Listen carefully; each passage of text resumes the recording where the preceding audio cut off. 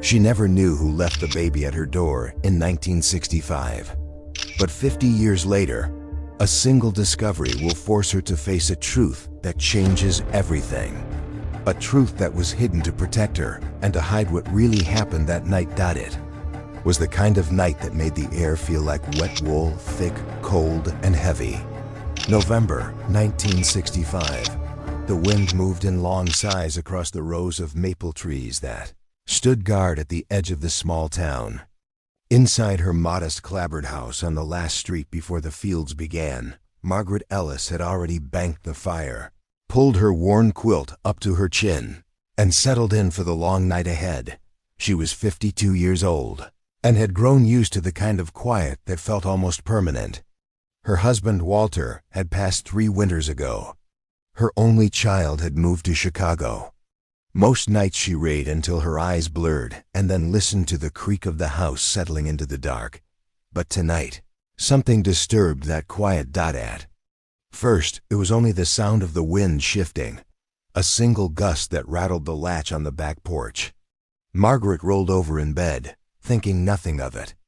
Then it came again, sharper this time, and followed by a knock.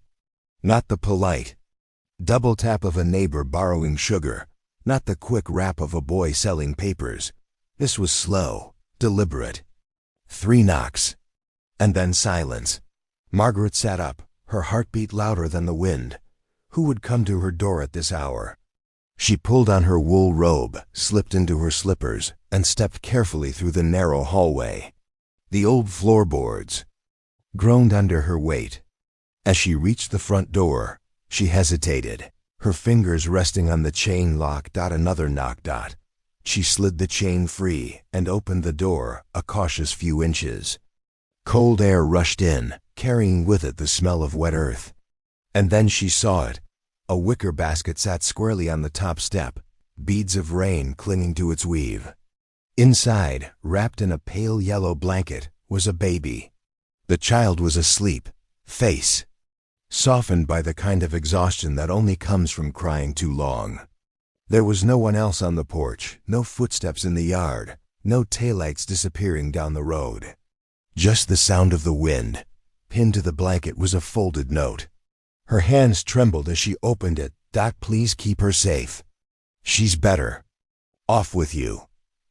Lmargar. His breath caught. She looked again at the sleeping child, then out into the night as if the writer might still be watching. But the street was empty. In the distance, the church bell struck midnight, the sound carrying over the rooftops like a warning. She brought the basket inside, closing the door with a click that seemed louder than it should. The fire had nearly died, but its embers cast a faint orange glow over the living room. Margaret set the basket down near the hearth, crouching to study the baby more closely. A girl, maybe a few weeks old. Dark hair, delicate features, tiny fists curled tight against the blankets. The blanket itself was hand-stitched, not the kind bought in a store. The stitching was uneven in places, as though done by someone who knew the craft but was in a hurry.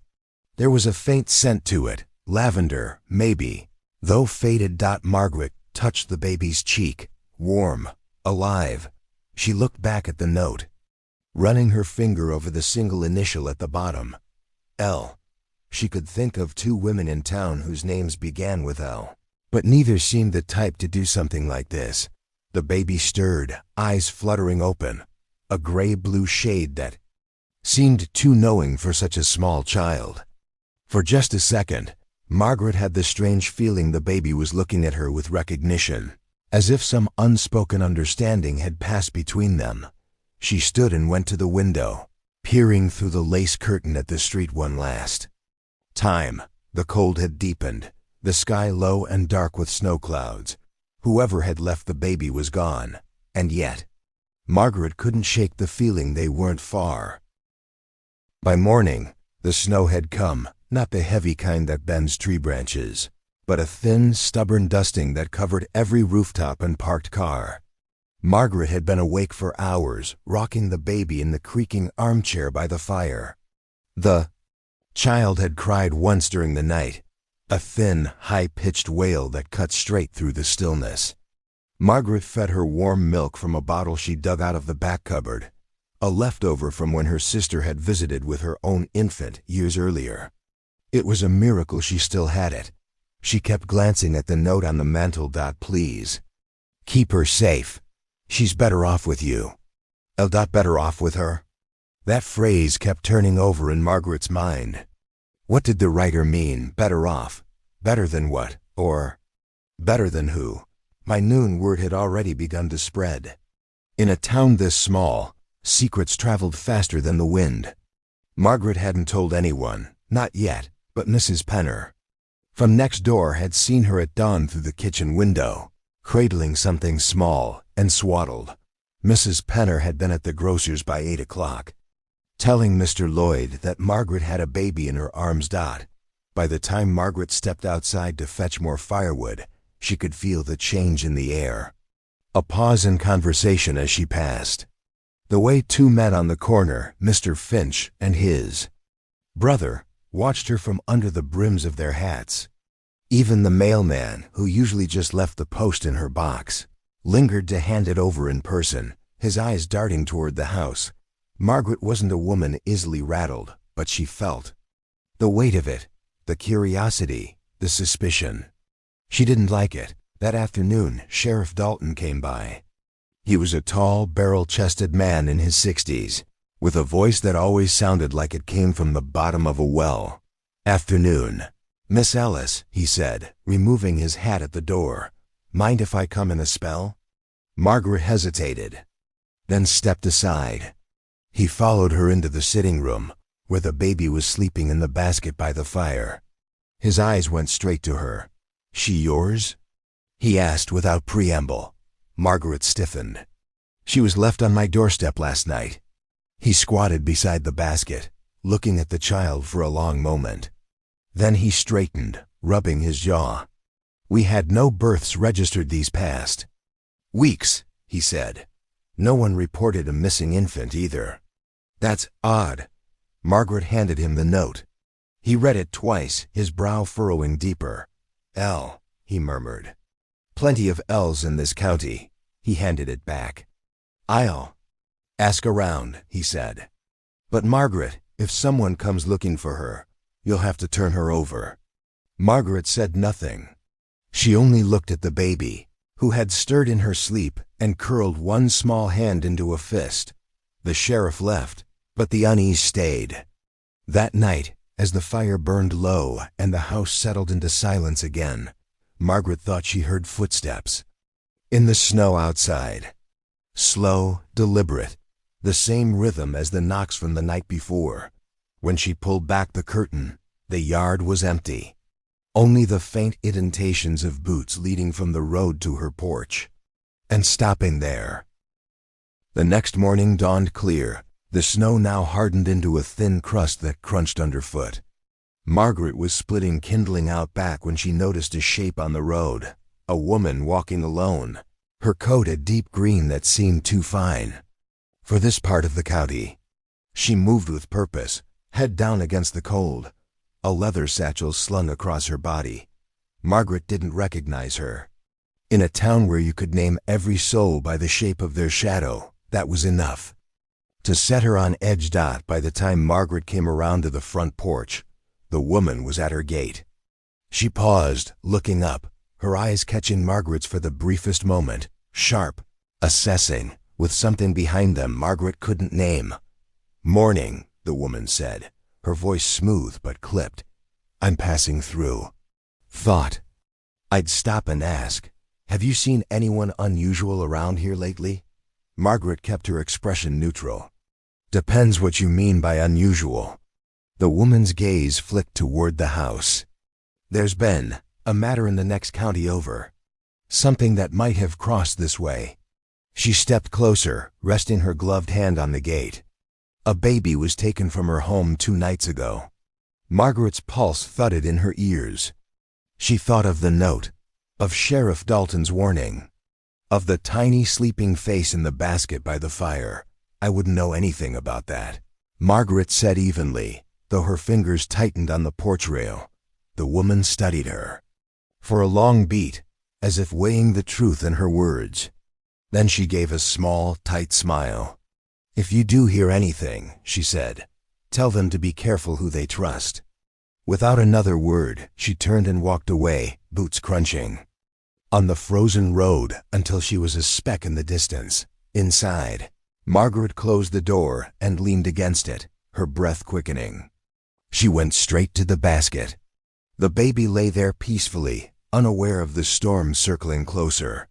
But something had changed. Margaret knew it in her bones. That woman hadn't come here by chance. That night, she moved the baby's basket into her bedroom and locked the front door twice. Outside, the wind picked up, carrying with it the faint sound of footsteps again. Only this time, they didn't stop at the porch. They went around the house. The fire had burned low, throwing long, flickering shadows across the bedroom walls. Margaret lay in bed, every muscle stiff, listening for the wind. But the sound she heard wasn't the wind, it was deliberate. Slow, a careful press of a boot. Through snow, crunch, pause, crunched. Her heart pounded as she slid from bed and padded to the window. The moon was out, spilling a silver sheen across the yard. At first, she saw nothing, just the black line of the trees beyond the fence. Then, movement. A figure slipped along the side of the house, shadowed by the angle of the porch roof. Tall, shoulders hunched against the cold. In one hand, they held something, too small for a rifle, too solid for a lantern. Margaret backed away from the glass. The baby stirred in the basket, a soft whimper breaking the stillness. Margaret hushed her quickly, every instinct screaming to keep quiet. She went to the dresser and pulled open the bottom drawer, lifting out an old revolver wrapped in cloth. She hadn't fired it in years, but the weight in her hand felt like the only anchor she had left. Then came the knock. 3 slow raps on the front door. Not frantic, not polite, just patient. Margaret stayed still. The knocking came again, this time softer, almost polite. And then a man's voice, low and steady. "Evening, ma'am. I think you have something that doesn't belong to you." Her mouth went dry. She didn't answer. The man chuckled, a short, humorless sound. "No sense hiding. We both know you ain't gonna keep her safe." Margaret stepped back toward the bedroom, but the floor creaked under her heel. Outside, the voice changed, sharper, colder. "I'll come back tomorrow," he said, "and I won't knock." His footsteps retreated, fading into the snow. She waited, straining to hear the last trace of him before she dared to breathe again. But even after the silence returned, Margaret knew sleep wouldn't come. Not tonight. Maybe not for a long while, because whoever he wasn't alone. Out there.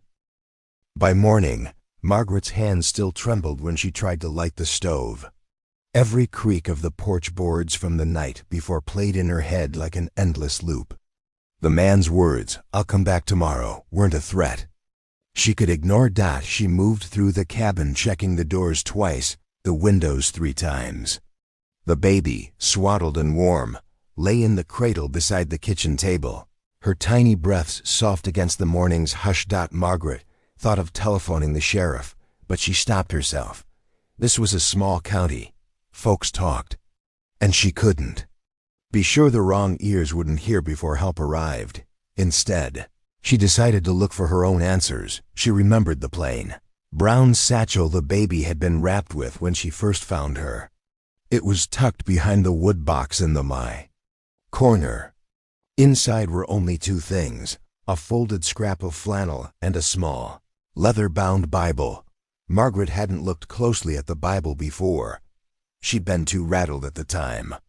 Now she noticed the edges of the pages were uneven, as if one had been pressed flat with something inside. She thumbed through it slowly until a folded, yellowing paper slid out into her hand. It wasn't a page from the good book. It was a letter. Written in a shaky hand, the ink faded but still legible. The first lines made her pulse quicken. "If you're reading this, she's in danger. Keep her where they won't find her." Do not trust the name Wilkes. The next word had been smudged beyond recognition. Margaret read the letter twice, her mind racing. She had never heard of anyone named Wilkes in town, but the way the writer had underlined the name twice made it sound less like a neighbor and more like a warning from someone desperate. She was about to fold the letter back when she noticed something faint at the bottom, a hastily scrawled set of numbers, 3-14-7. They meant nothing to her, but she knew enough to realize that numbers in a note like this weren't there by accident. The wind rattled the kitchen window, snapping her back to the present. She slipped the letter into her apron pocket, tucked the Bible under her arm, and went to fetch more wood for the stove. She didn't see the boot prints until she stepped onto the porch. Fresh ones, leading up to her door, and then away again. By the time Margaret reached town, the morning sun had burned away the frost, but it did little to ease the knot in her chest. She'd chosen her route carefully, circling the long way so she could watch for anyone trailing her. The general store sat at the corner of Main, its windows fogged from the heat inside. The familiar creak of the door's bell greeted her, along with the smell of coffee grounds and fresh bread. "Morning, Margaret," said Evelyn, the store's owner, from behind the counter. "Haven't seen you in a spell." Margaret forced a smile. "Been keeping busy."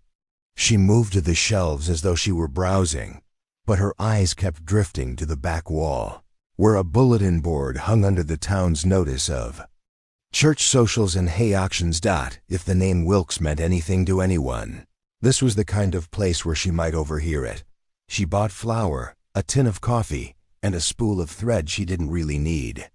But just as Evelyn was wrapping her purchases, the bell above the door chimed again. A man stepped in, tall, heavy coat, hat pulled low. He walked straight to the counter without glancing at the other customers. Margaret's stomach dropped. It was him, the man from her porch. "Need kerosene," he told Evelyn, his voice low but steady. Margaret turned slightly, hoping the brim of her hat hit her face.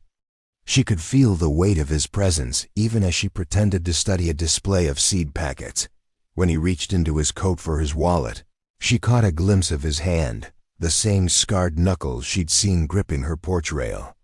"Last night." Evelyn handed over the kerosene and wished him a good day. He nodded, then turned, his eyes meeting Margaret's for the briefest second. There was no surprise in his expression, no recognition that they were strangers. It was the look of a man who had found exactly what he was looking for. Margaret gripped her bag, forced herself to walk slowly to the door, and stepped into the sunlight. She didn't look back, but she could feel him watching her from inside. Halfway down the block, she spotted the sheriff's office. For a moment she considered going in, but the letter's warning echoed in her mind. Do not trust the name Wilkes. If the wrong person inside knew that name, she could be walking into a trap. She kept going, straight to the little library 2 streets over. Inside, she headed for the county archives room. If Wilkes had roots here, the old property records or newspaper clippings might tell her. She didn't see the shadow paws outside the library window before slipping away toward the road out of town. The library's archive room was quiet, the only sound the faint hum of the old fluorescent lights overhead. Dust floated in the air as Margaret slid the heavy ledger across the table. The book's leather cover cracked as she opened it, revealing neat, faded handwriting. She started with the property section for the year, 1965. Her finger trailed down a list of names until she found it, Wilkes. But it wasn't just a man's name. Next to it was a note in smaller script.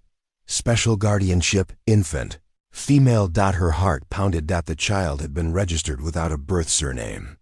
Whoever Wilkes was, he'd been legally tied to the Vi baby from the very beginning.